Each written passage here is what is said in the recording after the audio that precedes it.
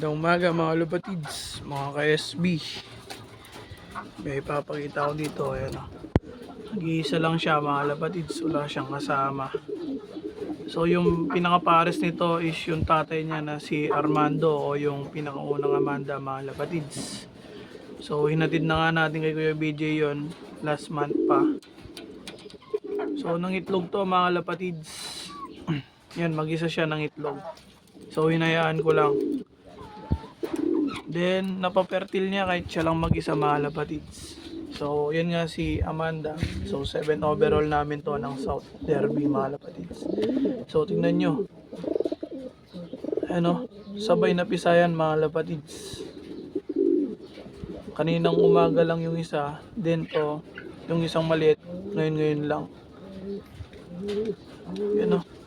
Napapisa niya mga lapatids. Ayun pa yung mga shell. Ayun.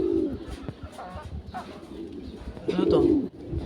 Good flyer siya, good breeder din ba siya mga lapatids? So sa tingin nyo, ano? Yan, kahit siya mag-isa, napapisa niya yung dalawa niyang itlog mga lapatids. So special pigeon to mga to, itong dalawa. Yan. Amanda line, literal na Amanda line yan mga lapatids. Amanda, 7 overall, South Derby race.